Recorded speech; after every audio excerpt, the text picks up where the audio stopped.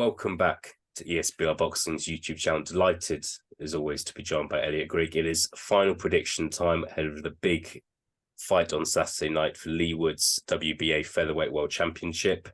He's looking to defend it against Josh Warrington in Sheffield. Elliot, thank you for joining me. Really looking forward to getting your final prediction. Just an FYI to everyone watching this video, we are recording this on Wednesday afternoon. That's the only time we could both do.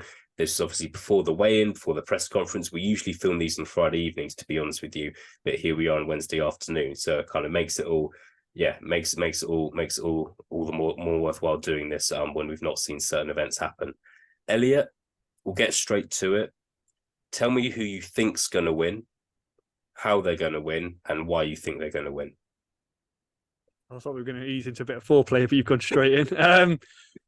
Okay. Well, first off, thank you for having me. Secondly, I think it's a tough fight for me to call. Actually, I'm not fence sitting, to be honest. But I'm going to give you a prediction and a method in a minute. But I think it kind of depends on who I think is going to win and how they turn up. I think if this person does turn up, he wins fairly convincingly, and that is Leigh Wood. I'm predicting Leigh Wood, the best Leigh Wood to beat Josh Warrington. Frankly, I think it's going to be on points. I'm not going to lie to you. I think he's actually going to outpoint him. I think he could stop him. He could hurt him. But I also feel like I saw enough from him in the Lara rematch. He boxed beautifully in that fight. Really stuck to the game plan. That I actually think, to be honest with you, because he's got that power.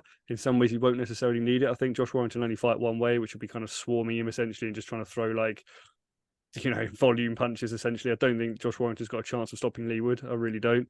What's he got? 8 KOs and 31. Leigh Wood, like I said, could stop Josh Warrington, but for me, I don't think it'll be that sort of affair. I think Leigh Wood will kind of keep that power off, which will keep actually Warrington a bit honest, and just jab him and I think just beat him over points over 12 rounds. I can see it being something, to be honest with you, more like something like an 8-4. I think he really could beat him fairly convincingly. To be honest with you, I really think that's what's on for me. So yeah, Leigh Wood, unanimous decision, please. Nice one. No, I appreciate that. It's not. I don't personally. It's a difficult fight to predict. Because it's hard to predict. It's hard to tell where both fighters are in their careers. I think that's the tricky one here. I think one thing that a lot of people are talking about in the build-up is Josh Warrington's best wins, not necessarily his best days, but his best wins were quite a long time ago. The Carl Frampton fight was 2018. So was the Lee Selby fight. Obviously, it's coming towards the end of 2023 now. And yes, he's become world champion again in recent years, stopping Kiko Martinez. But I think that's a big factor here. I'm going to give my prediction as well, and I find this one a really tricky one. One of my concerns is that Leigh Wood he's had a big year, hasn't he? And he's had back-to-back camps. He got stopped by Mauricio Lara, I think it was February, fought him again May 27th. So really didn't have kind of much of a break, really. And really, after the May 27th fight, it can't have been too long after that this Josh Warrington fight was announced. And it's quite refreshing to see that, isn't it? In this day and age, when you've got someone like if you look at Tyson Fury, who's world champion and has kind of had one fight in 18 months against Derek Chisora, when you compare that to what Leigh Wood's doing, it's fantastic and it's very commendable. It's great to see. However, considering he suffered a nasty stoppage earlier this year, and he would have had a hard camp for the second Lara fight, a very demanding camp, considering he really did have to win that fight. And the fact, I just think Leigh Wood, the last couple of times he's weighed in at featherweight, I think he's looked pretty gaunt. Whereas Josh Warrington, I think he will always be at featherweight. Josh Warrington, he's always been at featherweight. He always will be. That's just kind of his build. I don't think he struggles as much as Leigh Wood does. So without rambling on too much, I'm going to disagree with you. And I'm going for Josh Warrington to pip Leigh Wood on points. I think it'll go the distance and it'll be very close. And it will be 115, 113, 116, 112 to Josh Warrington. But it's tough. It's really tough. No, I'm not going to criticise that as a prediction. Frankly, I think you articulated it eloquently, and I agree with a lot of the points you're saying, specifically the ones around Leigh Wood on the scales. I totally agree with you. He always looks gaunt, and I think, to be honest with you, should be looking to move up after this fight. Frankly, I think this is obviously one of those big money sort of occasions that kind of keeps you down there, doesn't it? I do see what you're saying with regards to like camp and activity. I think the difference to me, I'd be significantly more worried personally if Leigh was going to fight someone like Alberto Lopez, for example, someone who's got sort of power and is not afraid to throw. I think that'd be a tougher fight for him. I know that obviously Warrington's not afraid to throw, but I don't think he throws with the same venom, and that's why I basically picked Wood here, even though I do agree with you that it will go points.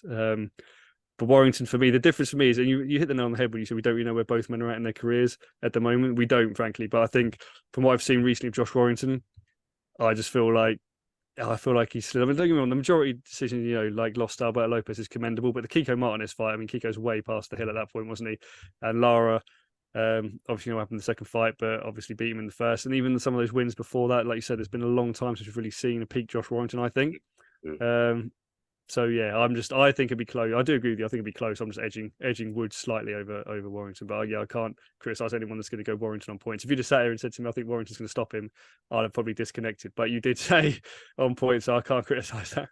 Yeah, I think it is a concern of mine. It feels like Josh Warrington has gone. You got to remember, like at the time of the Selby and the Frampton wins, Josh Warrington was seen as arguably one of Britain's best pound for pound fighters, one of Britain's best, and it feels like now he's just kind of slided down those rankings for one reason or another. But I'm really looking forward to it. Final question for you, Elliot. If you are correct, Leigh does win. I'm pretty confident that's him done at featherweight. I really don't see him kind of in 4 or 5 months' time going, being at featherweight again, to be honest with you. Obviously, it's super featherweight. We've got Navarrete, is probably seen as the best super featherweight in the world right now. Got another British world champion, Joe Cordina, who fights on November the 4th. There's other Oshakik Foster. There's other kind of world champions there as well, but those are the two perhaps kind of standout names. What fight kind of really appeals to you if Leigh wins? I think he's 35 now, so he's maybe only got a couple left. What kind of fight, if he does move up to super featherweight, what fight really appeals to you? For me, I've recorded this on previous videos. I think for me, the one that makes sense really is, again, another British fight would be Joe Cordina. Yeah. I'm not saying that he beats Joe Cordina, frankly, but I almost feel like that's a huge event, especially as a British fight. I wouldn't want to necessarily see him fed to Navarrete, to be honest with you. I feel like Navarrete would actually have too much for him, to be perfectly honest with you. I wouldn't want to see that. I suppose it depends. He's not going to sit around, is he, and sort of work through the rankings at super featherweight and like try and get a title shot. It's going to be sort of like going either against a champion, or I just can't. There's all big money fight somewhere in the divisions, really, as opposed to sort of waiting around. So for me, it's Joe Cordina. If he wants to pick up a belt, maybe they can get him a fight against, Hector Garcia or someone like that. Maybe he can go and fight someone like that. But frankly, I'd rather see him. I'd rather see Cordina. Cordina Wood. I think so. I think if you consider both Joe Cordina and Leigh Wood are both with Matchroom, both are at the stage of their careers now. They're not young men, and it's about making. I think it's about making money for both of them now, and that'll be the biggest money fight possibly for both of them. I don't know how much Cordina would make if he was to fight Navarrete. Who knows? But yeah, I think I agree with you. I think that will be touted as the next fight. Obviously, Joe Cordina has to win on November the 4th as well, but we will see. Elliot Grigg, been great to talk about this with you. Been great to get some final predictions from you ahead of the big fight on Saturday. We will see what happens. I'm really looking forward to it. Leigh Wood versus Josh Warrington for Leigh Wood's world title in Sheffield on the Zone. Elliot, thank you very much for your time. Thank you very much, mate. And again, as always, guys, thank you very much for watching.